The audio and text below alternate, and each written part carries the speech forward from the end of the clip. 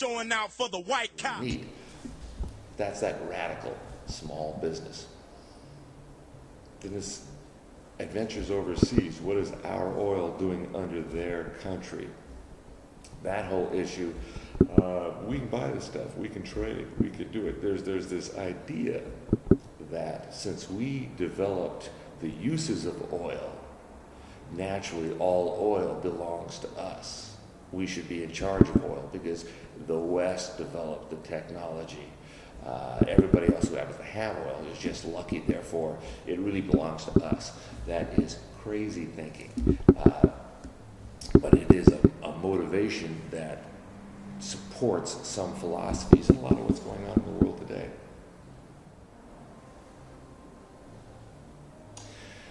The fellow behind me in this picture happens to have a hyena that he has captured and tamed. Now, if you know what a hyena is, it's a pretty vicious animal. It is not an animal that can be domesticated. But the fellow there in the picture has domesticated a hyena to some degree. He's woven a muzzle over the hyena's mouth because I'm sure that a hyena will kill him.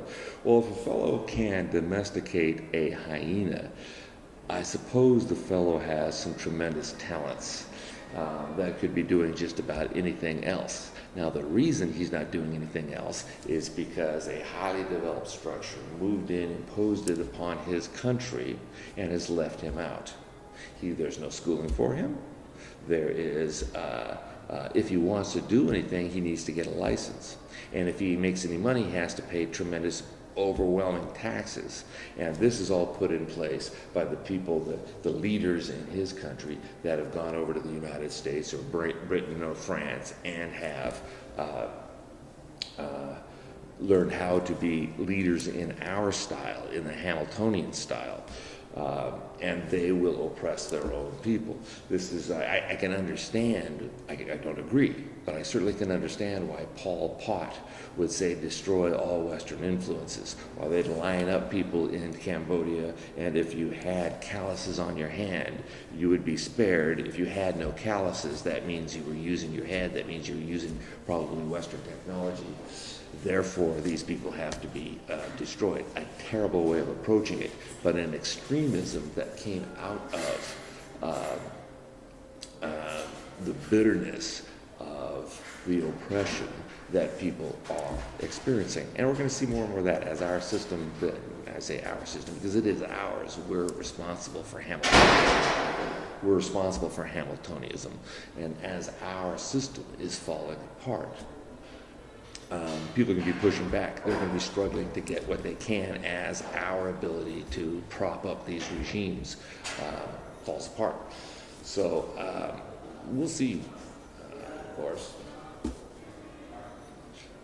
We'll see wars and rumors of wars, and we'll see terrible things, and we'll see probably more violence and terrorism and all that kind of thing. But the Hamiltonian system is the one that is falling apart. The Jeffersonian system will always be there because it's based in natural law. And it's a system that anybody, anytime, and anywhere can integrate into. Now, getting back to that other issue of the inherent racism. Everywhere in the world, there are groups of people that are the elite, and they look down on a group. Every culture in the world has that. The Japanese have the Ainu. In the Americas, we have the blacks. The English have the Irish. In the West, where we have Darwinianism, there's a theoretical basis, made it into a science, and you have this theory that says that man evolved.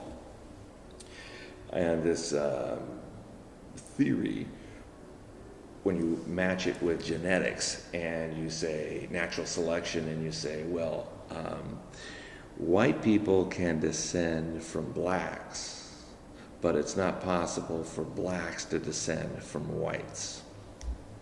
Okay. Now, the theory and the nasty thing that is taught implicitly, if not explicitly, is blacks are not as as evolved as whites. They say, they run these studies like the bell curve. A book comes out and says they're not as intelligent as whites. Sheer nonsense. Bad science. The wonderful things about the system of saying blacks are less intelligent than whites is they test them. Well, I've got a master's in a Master of Arts in Education. I understand how the tests work. They're white man tests. They test intelligence in white men. Now these tests, the wonderful thing about it is the Chinese, Asians tend to do better on these tests than the white men. So the Chinese are more intelligent than us. They'll say so. You give a black man a white man test and say, oh, he doesn't do as well as a white man. There are cultural differences. It's a cultural test, so it's sheer nonsense. There are just so many problems with measuring intelligence. But once people believe that, then you have people taking action on those beliefs. And they say, here's a job where I can affect this. Look, I can go work in a government job where I can do big things because I have big powers and do what's right given these truths. They're absolute lies. So you have it like we have in America going up into the 70s, started in the 30s, up in the 70s, something called the Tuskegee experiments. This is well known, no debate on this. What they did is they said blacks get, those blacks who get syphilis, what we're going to do is not treat them and see what happens. Now this is in the 1930s, Tuskegee, Alabama. And they're saying, what happens when you don't treat people for syphilis? Well, it spreads to their family. They die slow and horrific deaths. Well, they knew that in 1930. Why would they run an experiment that sees what happens when they know what's going to happen? It's a vicious and horrible thing, but it was the United States government funded and run all the way from the 1930s up into the Nixon administration. Of course, the Nixon administration gets rid of this program. There's countless horrific things being done based on this philosophy that they are inferior. Well, now you ask it, oh no, they'll tell you, oh no, that's just a horrific thing. But in private conversations, they'll say it's there. Well, my experience is no, blacks are not any more or less as a group intelligent than whites. The fact that they came shoulder to shoulder with us so quickly disproves that theory. But people want to oppress others. Libido dominandi. Thomas Aquinas spoke about this, just the love of dominating others. Orlando Patterson wrote a book called Slavery and Social Death, where he studied slavery in all times, all places, and developed a definition of it.